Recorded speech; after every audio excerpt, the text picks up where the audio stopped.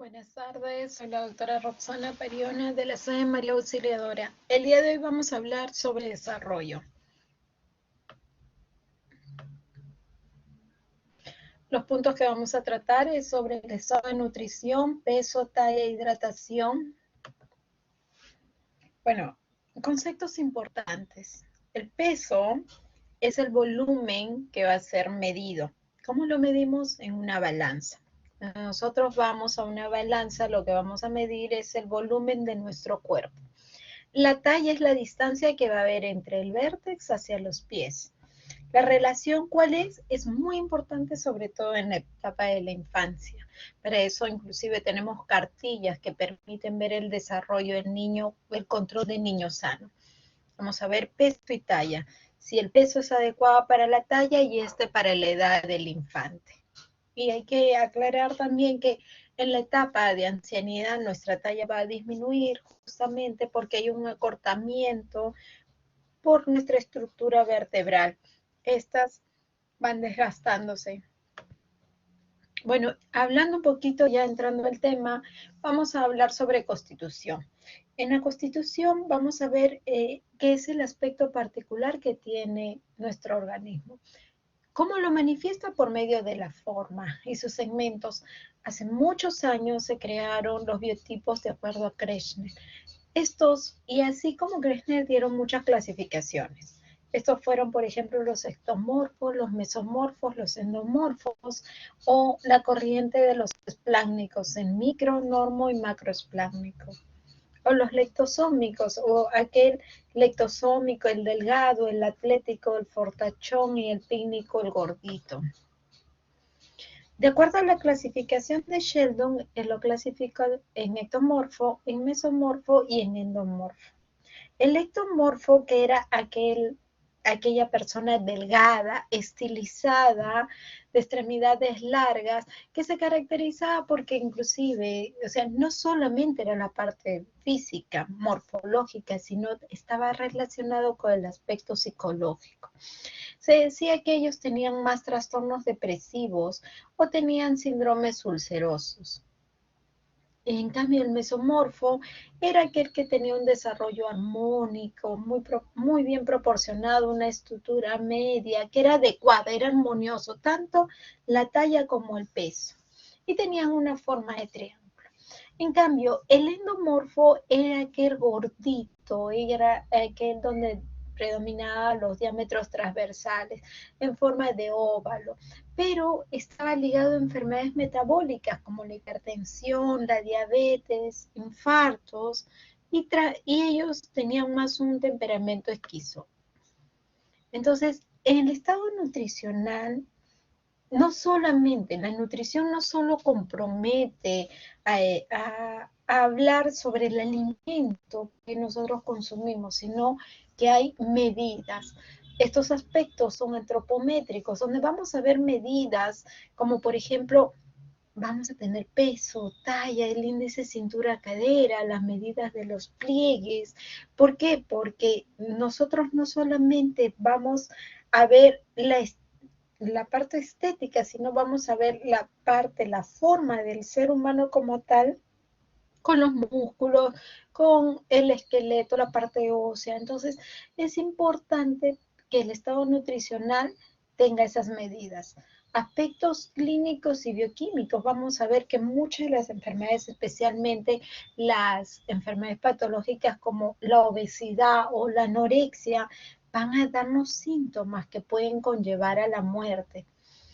Y ahora, la nutrición no solo permite que nosotros tengamos un diagnóstico físico, sino también permite detectar deficiencias o excesos que pueda tener aquel paciente. Ese paciente que va a la consulta y le dice, doctor, doctora, ¿sabe qué? Yo me siento muy mal con mi cuerpo, yo siento que soy muy gordita, tengo que bajar de peso, muy gordito y tengo que bajar de peso, o ese extremo contrario, ¿sabe qué? Bajo mucho de peso, quiero engordar. Pero aparentemente nosotros vemos un paciente que tiene una forma adecuada y justamente todo esto nos permite a nosotros valorar con respecto a la nutrición, que está valorado justamente en algunas medidas, como el peso, la talla. El peso y la talla, que ya les dije, el peso es el volumen y la talla es la distancia entre el vértice hacia los pies. Los pliegues cutáneos que se miden por medio del plicómetro, es un aparatito, ya lo vamos a ver, se mide por medio del plicómetro, va a medir la tonicidad, la consistencia que tiene ese músculo, tanto en los miembros superiores como en los miembros inferiores, inclusive en los pliegues de la cintura. Los perímetros musculares que dan en el brazo y la relación peso-tallas, o sea, para mi edad tengo que tener un peso y una talla adecuado. Y la relación de la talla para la edad. De acuerdo a la edad que yo tengo que tener una talla adecuada. Esto especialmente en los infantes para valorar el crecimiento. Como verán en este dibujo, vamos a tener la masa muscular. Vamos a tener medidas como la masa muscular, el porcentaje de la grasa que vamos a tener, porque nuestro cuerpo no solamente es músculo, también tiene grasa. El índice de masa corporal, que es una de las medidas que más empleamos nosotros cuando viene un paciente a la consulta. Vamos a pesarlo, vamos a tallarlo y vamos a sacar su índice de masa corporal aproximada. La masa magra, esa parte muscular que tiene nuestro organismo, y el agua corporal total. Casi el 60% de nuestro cuerpo es agua. Y ahí viene lo que se escucha mucho en la televisión, ¿no? Aquella paciente que dice, doctora, he tomado diuréticos para bajar de peso, me he tomado la furosemida, el Laxis, la hidrocloretice y todos los diuréticos que se pueden imaginar. Y no saben que le han estado haciendo daño al riñón por el hecho de desconocer de que esa agua corporal total es parte de nuestro organismo y no necesitamos quitarla para poder bajar de peso. Cuando hablamos del índice de masa corporal, que es la medida que más frecuentemente utilizamos, vamos a hablar sobre el peso y la talla. Un ejemplo, el que les coloco ahí, si yo tengo un paciente de 71 kilos y que mide 1,67 m, muy bien, reemplazo simplemente mis datos. El índice de masa corporal, que es sobrepeso sobre talla al cuadrado. O sea, multiplico 1,67 por 1,67 y divido 71 entre esa cantidad y el resultado es 25,4. Acá tengo mi tablita en la parte de abajo, mi tablita de la OMS, donde me dice, y el paciente está acá, que lo normal es de 18,5 a 24,9. Vamos a cambiar el color y vamos a ver que este ejemplo que me dio 25,4 es un paciente que tiene un sobrepeso. Pero hay otras medidas, como el cálculo de la grasa corporal. Como le dije, nuestro cuerpo también tiene grasa y tenemos que clasificar, o mejor dicho, medir la cantidad de grasa que tiene nuestro organismo. Para eso utilizamos la fórmula de Durenberg. En la fórmula de Durenberg, donde simplemente tenemos que reemplazar los datos y tener el peso aproximado del paciente, porque vamos a hallar el índice de masa corporal, que es 1,2 por el índice de masa corporal, más 0,23 por la edad, menos 10,8. Y el sexo se da 0 para femenino y 1 para masculino. ¿Qué permite esta medida? Muy bien, la grasa que tiene nuestro cuerpo aproximadamente. Otra de las medidas que tenemos es el índice de cintura-cadera. ¿Para qué nos sirve? Tenemos pacientes que pueden estar postrados o pacientes donde tienen mayor cantidad de reserva de grasa y son más localizadas, como es la cintura y es la cadera. Para ejemplo de ellas, los famosos cuerpos de manzanita o los cuerpos de pera, donde tienen la grasa más localizada. Donde vamos a ver de que 0,71 a 0,84 va a ser normal del índice para la mujer. Y para el varón de 0,78 a 0,94. Y los pliegues cutáneos, lo que les decía, este es el famoso plicómetro que va a permitir medir los pliegues tanto de los músculos superiores como inferiores. Acá vamos a ver que están viendo el pliegue bicipital.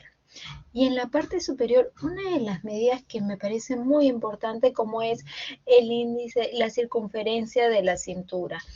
donde se habla ya que el varón no puede exceder más de 102 centímetros con respecto a la cintura y la mujer no puede exceder más de 88 centímetros. Pero esto que me dice, me habla de la parte patológica. Si yo me excedo, nosotros tenemos ya un tipo de raza adecuada para nosotros. Y si nosotros nos excedemos, vamos a tener que ya son marcadores que pueden influenciar para un sobrepeso, para enfermedades como diabetes, la obesidad, hipertensión, enfermedades coronarias, enfermedades donde tengamos dislipidemias. Entonces, son medidas muy importantes. Ahora nos vamos a la parte patológica y dentro de ellos nos vamos a la pérdida de peso. La pérdida de peso es más o menos el 10%. Cuando hablamos de pérdida de peso, es que yo pierda 10% de mi peso total. Por ejemplo, un paciente de 60 kilos que pierda el 10% es aproximadamente 6 kilos. Esto puede ser estable durante unos meses. Patológico es que yo pierda más de 5% por mes. O sea, más o menos entre 4 a 5 kilos que yo esté bajando de manera rápida por mes. Siempre se habla de que la baja de peso no puede ser muy abrupta. ¿Por qué? Porque enciende todo el catabolismo de nuestro organismo. Por tanto, recuerden que esos tejidos grasos se van a convertir en cuerpos que pueden convertirse en cuerpos cetónicos, hay una destrucción catabólica muy rápida y eso hace daño al paciente. Entonces, ¿qué sucede? De que la pérdida de peso debe ser estable. Ahora, las partes patológicas van a ser dos categorías, voluntaria e involuntaria. Por ejemplo, el paciente puede venir y me puede decir, ¿sabe qué, doctor? ¿Sabe qué, doctora? Yo ya no estoy comiendo hace mucho tiempo porque me veo gorda, me veo muy gordita, muy gordito, y yo siento que ya tengo que bajar de peso. Cuando damos una dieta, esa dieta está en base de calorías, kilocalorías. Por eso es que hablamos de calórico, aporte calórico, donde vamos a ver arroz, verduras, vamos a ver proteínas, chanchito, todo tipo de alimento va a estar expresado en kilocalorías. Entonces, esa disminución del aporte que yo no coma, va a ser la anorexia, ese aporte calórico. En cambio, el aumento de pérdidas calóricas es, por ejemplo, que yo coma, pero que no lo absorba, que tenga esas famosas diarreas, que no lo esté produciendo yo, sino mi organismo, la famosa mala absorción. Aumento el gasto calórico, que el paciente le diga, ¿sabe qué, doctor? Estoy comiendo, pero hago deporte en la mañana, tiendo la cama, me barro la casa, se exceda ese ejercicio a lo que yo aporto. ¿Quiénes son? Las pacientes hipertiroideas, por ejemplo. Ahora, dentro de la desnutrición, dime, Carlos. Sí, doctora, disculpe, justamente con respecto a lo que usted había mencionado, que no es recomendable que bajen de peso así demasiado rápido, por ejemplo, 5% al mes. Doctora, aparte de lo que vendría a ser que podría estar el paciente caquéxico, ¿no?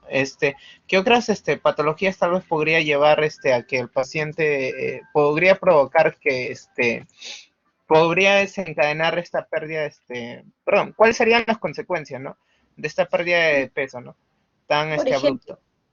pacientes con VIH, pacientes con cáncer, que van a tener pérdida de peso, pero no va a ser voluntaria. Esta es una de las causas involuntarias. Las consecuencias definitivamente la vamos a ver en la parte física, en la parte, no solo en la parte física, sino vamos a verla por enfermedades.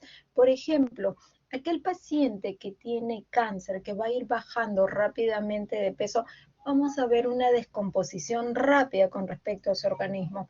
Síntomas que vamos a ver clínicamente caída de cabello, pérdida de la suavidad de la piel, va a haber aspereza, trastornos hormonales con una pérdida baja de peso, especialmente las mujeres.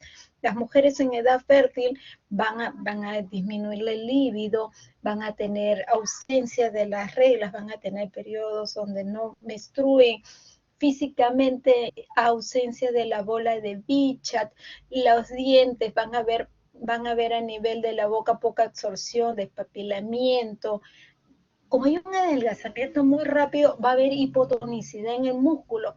Llega a haber, y eso lo vamos a ver en la caquexia, el estado más severo de la desnutrición, donde el paciente ya va a ir perdiendo tonicidad del músculo, va a tener que van a haber atrofia y los va a ir postrando en los casos más severos. Entonces, justo eso lo vamos a hablar en la caquexia. Y a lo que iba, el estado nutricional vamos a tener tres tipos de desnutrición. La calórica, donde vamos a ver, sobre todo porque disminuye las reservas grasas de nuestro organismo. Lo vamos a ver en un adelgazamiento cuando nuestro índice de masa corporal es más o menos de 18 con respecto a la tablita del OMS. Algunos pacientes pueden presentar edema o ascitis. En la desnutrición proteica vamos a tener pérdidas de proteínas o que no nos llevamos proteínas a la boca, pero las reservas grasas están ahí. Y en la desnutrición mixta puede haber de las dos, tanto de calorías como de proteínas, y ahí vamos a ver los famosos síndromes consuntivos. Hay que acordarnos, y en la clasificación de la desnutrición vamos a tener leve, moderada y grave, y la caquexia. La leve y la moderada disminuyen las reservas. Nosotros tenemos percentiles donde medimos nosotros la cantidad de peso que podamos tener y los vamos a medir. Cuando disminuimos estos percentiles, sobre todo el más bajito que es el 10, vamos a hablar ya de que hay falta de peso y hablamos de la desnutrición. Pero lo que iba, la caquexia es el estado más severo que tiene el paciente. Y en la caquexia, vamos a ver, nosotros, como le dije al grupo anterior, lamentablemente lideramos en Latinoamérica con la tuberculosis. Pero la tuberculosis no solamente es pulmonar, también es extrapulmonar. Y dentro de esta se considera definitivamente la baja de peso. Síntomas como tos, sudoración, fiebre por las noches y baja de peso. Y muchas veces baja de peso importante porque el paciente deja de comer y llega a muchos de ellos este estado de caquexia. Pero esta es una de las enfermedades, cáncer, VIH, pacientes con VIH que no han recibido tratamiento, que han sido diagnosticados y muchos de ellos no han sido diagnosticados y que poco a poco van a ir bajando de peso de manera rápida cuando entran sobre todo al estadio de VIH y el cáncer cuando llega a ser severo, como por ejemplo el cáncer de páncreas, que impide que el paciente coma y vomitan durante todo el tiempo, que no es adecuado. Son enfermedades que pueden conllevar a este estado de la caquexia. ¿Qué vamos a ver? Efectivamente, de manera física, caída de cabello, trastornos hormonales, ausencia inclusive en las piezas dentales, porque debido a la falta de nutrientes que tienen, estas se van a ir perdiendo, despapilación en la lengua, ausencia de la bola de Bichat, puede llevarlos, hay disminución del tono muscular porque ya no hay aporte, se puede llevar inclusive a la postración. Cuando es en la anorexia, ellos van a sentir al inicio que están hambrientos, pero luego poco a poco ya van a ir perdiendo esa falta de interés para ingresar el alimento hacia su boca. Trastornos abdominales, pueden tener diarrea, distensiones abdominales, inclusive enfermedades tanto como el cáncer, la tuberculosis, VIH, los ganglios linfáticos van a estar aumentados. Son síntomas que son muy severos. Pero ¿cómo valoramos un paciente que tiene desnutrición? Llega un paciente y nosotros lo vamos a encontrar probablemente delgado, más de lo que el paciente puede decir, porque muchos de los pacientes van más a la consulta por obesidad porque dicen que está aumentado de peso que aquel que dice he bajado de peso. Y por lo general, cuando va una persona o un paciente a la consulta que ha bajado de peso, es porque algo le preocupa. Es porque ha tenido una pérdida muy importante de peso. Muchas veces los pacientes no tienen balanza, entonces ellos lo asumen con los cambios de ropa, que la ropa le queda muy suelta, que cuelgan, que ya tiene que usar cinturón, o la ropa le queda muy holgada. Entonces el paciente ahí recién se preocupa. Cuando vemos que ya tiene una pérdida importante, más del 10% inclusive del peso que tiene el paciente. Entonces el paciente recién ahí se preocupa. ¿Qué vamos a hacer? Preguntar desde cuándo empezó, cómo es el tipo de alimentación, cuántas veces se alimenta durante el día, en qué consiste esa dieta que toma. Muchos de ellos lo van a decir, ¿sabe qué, doctora? Yo me sentía gordito y ¿sabe qué? Ahora solo mi apio, mi agua. Valorar el alimento que consume y a qué horas lo consume. O hay pacientes que saben que, doctora, yo no desayuno, no tomo, almuerzo, no, pero en la noche sí me da mucha hambre y me como mi pollo, no sé por qué, luego me da diarreas. Hay que valorar horarios de comida y qué tipo de comida es la que han tenido durante el día. Y en la inspección, ¿qué vamos a ver? Pues tanto físicamente como psicológicamente, porque van a haber personas como la anorexia y la bulimia, que son estados patológicos, que se sienten gordas, pero definitivamente el paciente empieza con una contextura normal y por problemas psicológicos adopta esa sensación dentro de su figura de que hay un exceso de peso. Entonces, físicamente vamos a ir viendo que el paciente tiene debilidad, cansancio, sueño, pérdida de apetito. En la masa y fuerza muscular hacemos las maniobras donde el paciente simplemente tratamos de vencer la fuerza que tiene y para nosotros es muy ligero y para ellos es mucho tratar de vencer la resistencia y vamos a ver fragilidad, caídas de cabello, pérdida en los dientes, sequedad en la piel, que es algo muy vistoso. Cuando ya hay pérdida de proteínas, empiezan con edema. Sacamos a veces exámenes de proteínas y vemos que la proteína está baja por el consumo que tiene, la falta de consumo que el paciente no adopta. Ahora, en nuestra actualidad, la desnutrición está aumentando y no solo por un problema de enfermedad, sino por un problema económico que estamos viviendo. Muchos de los pacientes no tienen la economía para una canasta diaria que anteriormente contaban. Entonces, lo que estamos viendo nosotros ahora en nuestra actualidad es que la desnutrición, que ya tratábamos de vencerla antes de la pandemia, nuevamente está en crecimiento. Y justamente esto es uno de los temas que nos permite valorar en el paciente, saber cuáles son las causas. Podemos, ahora ya no es de que me siento gorda porque mi amiguita me vio, no, es, ¿sabe qué, doctora? Solo como pollo una vez y yo compro 3, pero mi hijo, mi hija necesitan más que yo. Entonces, estamos a ver ya empezando a ver deficiencias nutricionales en muchos de los pacientes, especialmente en niños y adultos mayores. ¿Qué vamos a hacer en el examen físico? Bueno, definitivamente contar con un peso y la talla y un tallímetro, especialmente para los niños, pero en los adultos podemos valorarlos con otras medidas como el pliegue cutáneo. Yo en mis pacientitos muchas veces yo les palpo a nivel del brazo, antebrazo, cómo están esos pliegues, esa tonicidad, cuántas veces comió el paciente antes de venir, por qué se postró. Hay que ver la pérdida de peso, en qué tiempo, cuánto aproximadamente pesaba. O a veces el paciente, el familiar le dice, ¿sabe qué, doctor? No sé cuánto pesó, pero ¿sabe qué? Él tenía de pantalón 34 y ahora usa, le pongo ya el de mi hijito, que es 28. Entonces, ya eso son medidas aproximadas que permiten valorar al paciente. Si tenemos una pérdida de peso, viene un paciente, ¿qué es lo que hacemos? Muy bien, confirmamos esa pérdida de peso. Primero, en la entrevista, la anamnesis, tiempo, el tiempo y cuánto bajó de peso aproximadamente. Si sabemos que ha bajado 5 kilos o más del 5% durante 6 a 12 meses, vamos a ver qué es significativa, como le decía. No vamos a perder de peso muy rápido, o sea, inclusive si yo les digo en kilo de peso, no podemos excedernos más de 5 kilos al mes y eso es mucho todavía. Entonces, el paciente vamos a valorarlo, sacamos índice de masa corporal.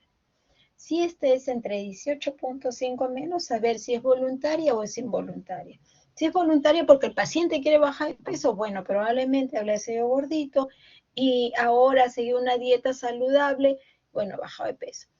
Los estados patológicos, anorexia y bulimia. Y si es involuntario, muy bien, dos cosas. ¿Tu apetito cómo está? ¿Tienes hambre o no hay hambre? ¿Sabe qué, doctor? Ya no como. Disminuido. ¿Qué tenemos?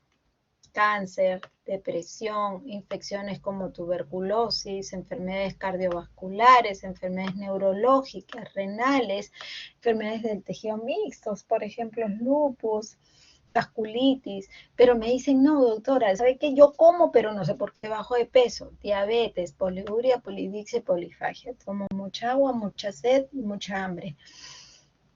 El hipertiroidismo, o tenemos que estamos haciendo más ejercicio probablemente, entonces es importante determinar cuáles son las causas que el paciente no está ganando peso o está perdiéndolo. Ahora vamos a hablar del grado extremo. Nos vamos hacia el otro lado, que es la ganancia de peso, y dentro de ellos la enfermedad más conocida como la obesidad. Pero se considera la obesidad si yo tengo un aumento en mi masa grasa. 25% en el varón y 30% en la mujer. ¿Por qué en la mujer más? Muy bien, porque nosotros tenemos mamas y está más distribuido en las caderas. Por eso se habla de que en la mujer hay un porcentaje mayor de ganancia. Ahora, la fisiopatología de la ganancia está en base a tres cosas: al agua, a la masa grasa y a la masa magra. ¿Qué tenemos con respecto a la ganancia de peso? En la ganancia de peso vamos a ver por medio del agua. Muchos de los pacientes, y ahora nos vamos a enfermedades patológicas. Cuando ganamos agua, enfermedades que afectan al corazón, a la cabeza, la falla cardíaca, en donde nuestro corazón tiene una alteración en el bombeo y lo que va a producir es un aumento del líquido que se va a presentar a nivel de los miembros inferiores. Pero a esto se une otros órganos como el riñón, porque el paciente ya deja de orinar menos y ese acúmulo de agua, porque el paciente con insuficiencia cardíaca se le dice tiene que valorar la cantidad de agua que tome. Aumentamos lo que toma, va a producir una congestión pulmonar y el paciente va a retener agua. O en los casos de insuficiencia renal, estos pacientes que ya no micción y que ganan peso tomando agua y que para poder sacar ese exceso de agua tienen que dializarse, a la cabeza la enfermedad, la insuficiencia renal crónica sobre todo. En la masa grasa es la grasa que va a tener más localizada, ¿no? Y ahí es por un incremento en el alimento, donde vamos a tener mayor acumulación de grasa en nuestro organismo. Y la masa magra, por medio del músculo, sobre todo aquellos deportistas. Esos deportistas, esos levantadores de peso, que toman gran cantidad de proteínas, pero también hay que hacerles la pregunta si muchos de ellos utilizan los famosos esteroides, que los esteroides lo que hacen es aumentar la masa, pero de manera indiscriminada, pero debido a que estos esteroides son hormonas, ocasionan otros tipos de trastornos hormonales. Baja el líbido, disminuye el crecimiento en algunas zonas, y va a ser, sí, tonifica y aumenta el volumen, pero vamos a tener trastornos hormonales, especialmente en las mujeres. Va a tener alteraciones en las menstruaciones, van a adoptar caracteres un poquito más físicos varoniles. Entonces es muy importante determinar cuáles son las consecuencias en los deportistas, especialmente si utilizan estas sustancias. ¿Qué más? En la obesidad. Así como hay una clasificación en la OMS que es importante, vamos a ver una clasificación importante en el adulto. Por ejemplo, ya vamos a hablar de sobrepeso desde el índice de masa corporal de 25. Las obesidades se van a dar desde 30. Ahora, obesidades superiores, países desarrollados, Estados Unidos a la cabeza, que se lleva el índice de obesidad más severa a nivel mundial, donde vamos a ver pacientes desde 150 kilos, 220, 250 kilos. Debido a la raza que ellos tienen de peso y talla, que son medianamente grandes, va a permitir estos aumentos de peso. Pero, ¿qué condiciona? Antes se creía en siglos pasados, 14, 15, que ser gordito era saludable y que ese era el biotipo que deberíamos adoptar todos. Lo plasmamos en las pinturas, por ejemplo, pero ahora ya después de muchos años entendimos que la obesidad, ser gordito no es ser sano. Ser gordito lleva muchas patologías y enfermedades como hipertensión, infartos, dislipidemias. Y justamente, ¿qué enfermedades o qué síntomas son las que adoptan estos pacientes? Por ejemplo, en las digestivas, las personas obesas están más condicionadas a sufrir de cálculos en la vesícula, diverticulosis, diverticulitis, que son los cánceres de colon, la mayoría de ellos pacientes obesos. Y ojo, chicos, ahora ya los cánceres ya no es el de la mama, porque ahora ya la mujer ha tomado más conciencia. Ahora los cánceres digestivos son los que se están llevando a la cabeza el premio, especialmente el cáncer gástrico y luego el cáncer de colon. Entonces, inclusive se quiere tratar de incluir como parte de estos despistajes que se hacen de cánceres. Entonces, es importante dentro del paciente obeso decirles que podrían padecer de estas enfermedades.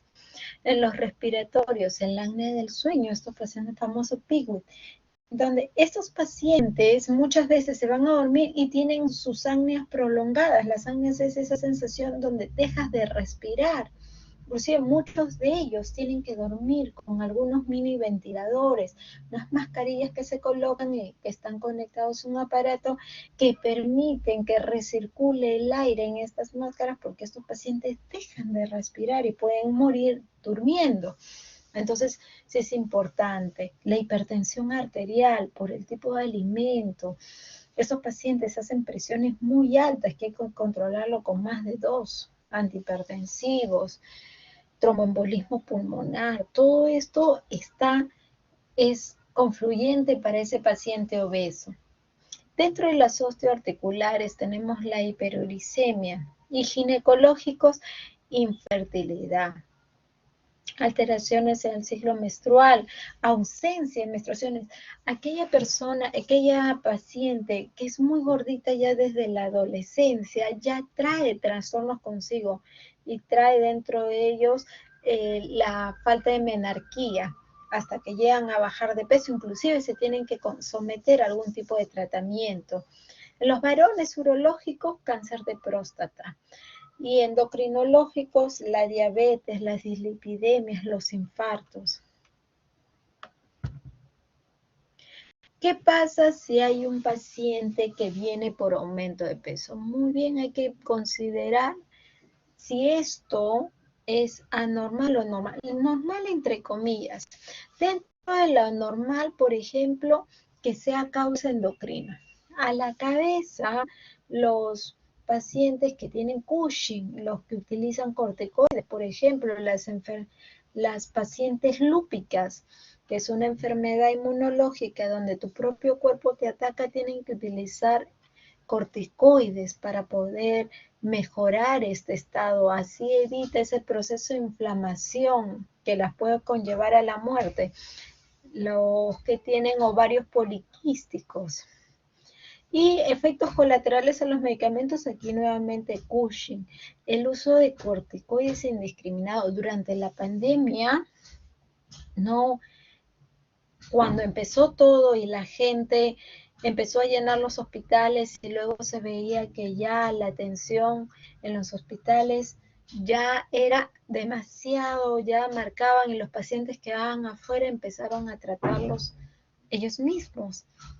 ¿Quién más que el farmacéutico que te decía utiliza tu ampollita, utiliza tu prednisona, utiliza tu dexametasona? Y cuando ya los pacientes se excedían de los 7 días, empezaban, y venían pacientes que tomaban un mes y medio prednisona, venían hinchados. Ya no era solamente la corriente del COVID, que era las secuelas o los efectos secundarios de los medicamentos por el COVID. Los que tomaban acitromicina y nos venían con arritmia, que pensaban que acitromicina era paracetamol y se lo metían a la boca a sus 5 días, y pacientes cardiópatas que venían descompensados con arritmia, que habían tomado acitromicina. En realidad esta pandemia del COVID no solamente nos trajo la enfermedad, sino los efectos secundarios a causa de estos medicamentos. Falla cardíaca congestiva. Si ese paciente le dice, ¿sabe qué, doctor? Durante las noches tengo que dormir con almohadones detrás de mi cabecera, tengo que sentarme, o tengo disnea paroxística, estoy durmiendo y me levanto que me falta el aire. O, ¿sabe qué? Ya se me ha llenado la barriga de líquido, mi barriga no era así. O tengo trastorno de la población, empiezo a sangrar, o la insuficiencia renal, dejé de orinar y tengo como que una palidez terrosa, y el paciente consulta y cuando salvamos valores laboratoriales como creatinina, el paciente está volando en la creatinina. Entonces, todo eso hay que considerarlo por causas que son anormales, que son una enfermedad previa que ya ha ido teniendo el paciente. Y lo normal, entre comillas, y lo digo lo normal, entre comillas, porque lo normal no es aumentar de peso de manera muy rápida. Pacientes que pueden tener un estado de peso promedio o bajo, por ejemplo, que quieren subir de peso, que tratan de alimentarse, pero siempre estudien cuál es la causa. Preguntas que van a hacer desde cuándo han ganado peso, qué cantidad de peso, en qué tiempo, y si esto ha conllevado a que tenga otros síntomas. Por ejemplo, en esta etapa normal, entre comillas, como les digo, ¿cuál es el factor desencadenante o qué es lo que ha aumentado?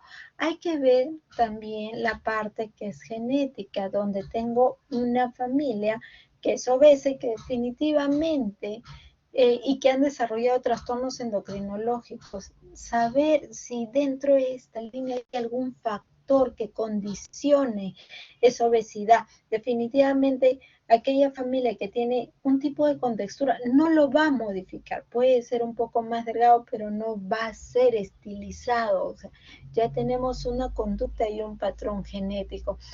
Las preguntas que hacemos son importantes al momento de realizarlas. Bueno, ya hablando de talla, cuando hablamos de talla, son 4 componentes que vamos a evaluar: piernas, pelvis, columna vertebral y cráneo. Hablamos de antropometría. ¿A qué se refiere antropometría? Son las medidas que vamos a observar en el ser humano. ¿Qué me interesa en esta diapositiva? Bueno, la estatura. ¿Cómo medimos la estatura? Es desde el vértice hasta el pie. ¿Qué vamos a medir también para la talla? La altura de los hombros o la anchura de los hombros, la anchura de las caderas, la anchura de las rodillas, la altura de las rodillas, la longitud que tiene el antebrazo, la distancia entre los codos y la distancia o anchura que hay entre los pies. ¿Para qué me interesa la talla? La talla me interesa porque yo necesito, especialmente en la parte infante, el famoso control del niño sano. Porque yo voy a tener para un peso, perdón, para una edad voy a tener una talla. Y ahora, ojo, la talla es diferente en varones y en mujeres. Es por eso que el crecimiento más rápido durante esa etapa, antes de la adolescencia, de prepuber, es más rápido en la mujercita, y en el varón ya se va haciendo más rápido cuando ya entra en la etapa de pubertad. Es por eso que decimos las mujeres en esa etapa somos más altas que los varones, pero es algo falso, porque luego los varones en esa etapa puberal ya es donde muestran el crecimiento. Por tanto, la talla y las medidas de la estatura, tanto en varones como en mujeres, son diferentes. Y depende de la raza. ¿Cómo voy a hacer la medición de la talla? Es muy fácil. El paciente tiene que estar descalzo, pegado al tallímetro. Este es el tallímetro. ¿Qué voy a medir? La distancia entre el vértex y la distancia de los pies, y donde yo voy a señalar las medidas en centímetros. Tiene que estar pegado hacia la pared, no tiene que tener ningún tipo de calzado, y el paciente lo que se va a medir es el vértex hasta los pies. ¿Cómo lo medimos? Con 1 centímetro. En algunos países los lleva a pulgadas, simplemente se convierte de pulgadas a centímetros. Debido a esto, se creó tipos constitucionales, y dentro de estos tipos constitucionales que da la talla, Di Giovanni clasificó 3 tipos constitucionales: el longilíneo, el normilíneo y el brevilíneo, donde no solamente los consideraba de acuerdo a la talla, les daba hábitos, donde les decía que el brevilíneo era aquella persona que es gordita, que tiene mayor medida en los diámetros transversales, y que, por ejemplo, sus brazos y sus piernas eran más cortas que su tronco, tenía un cuello corto, era aquel paciente gordito. En cambio, el longilíneo era aquel paciente flaquito, que era una talla mayor, donde su diámetro longitudinal era mayor, los miembros superiores e inferiores eran mayores. Y el hábito mediolíneo es aquel armonioso, que tenía igual las medidas, tanto el diámetro longitudinal como con respecto a sus miembros superiores o sus miembros inferiores. Esa clasificación la dio Di Giovanni hace muchísimos años. ¿Qué me interesa? ¿Cuáles son los estados patológicos que se presentan en la talla? Por ejemplo, dentro de la talla vamos a ver los aumentos de estatura y las estaturas pequeñas. Dentro de la estatura mayor vamos a ver el gigantismo. Y este gigantismo es un aumento excesivo en la estatura. Y esto se debe a que hay un desarrollo normal a nivel de la glándula hipofisiaria. Hay que recordar que la glándula hipofisiaria es la glándula que comanda, en la que secreta todas las hormonas que van a regular. Primero empieza con el hipotálamo, luego con la hipófisis, pero podemos tener muchas veces algún proceso que condicione un exceso en las hormonas de crecimiento, y que los factores que frenan esta hormona de crecimiento no se puedan dar. Son alteraciones a nivel de la hipófisis. Ahí encontramos el gigantismo. Hace muchos años había un personaje muy querido en la selva, que era un paciente gigante que tenía un trastorno justamente a nivel de la hipófisis.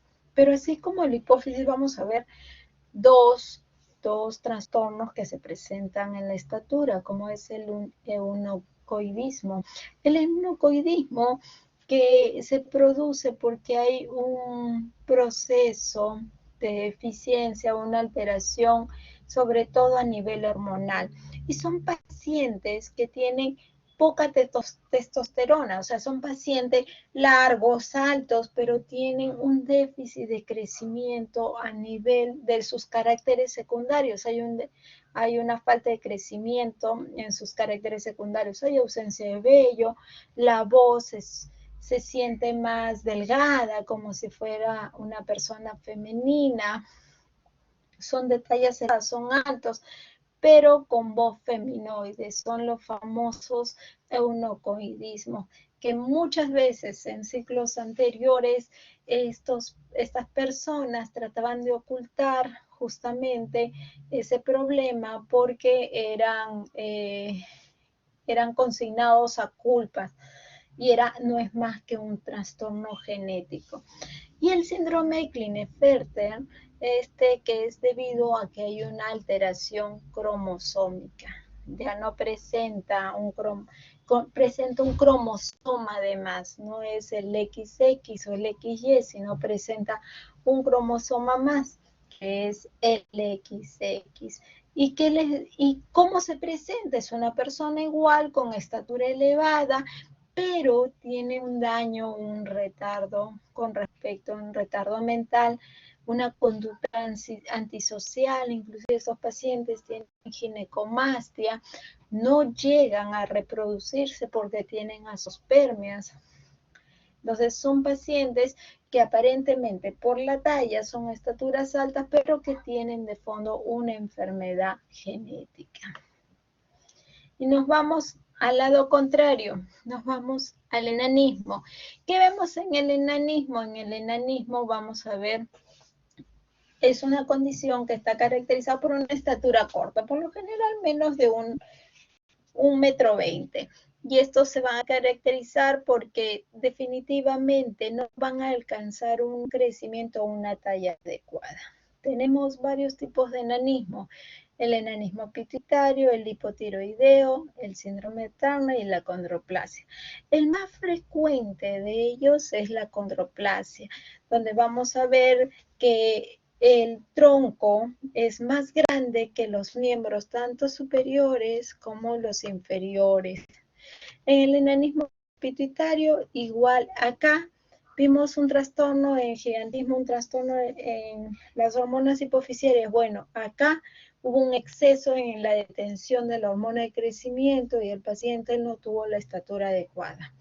El enanismo hipotiroideo, y ahora recordarles que ahora los niños que nacen ya, se les hace justamente estas pruebas para descartar madre hipotiroidea, niño hipotiroideo.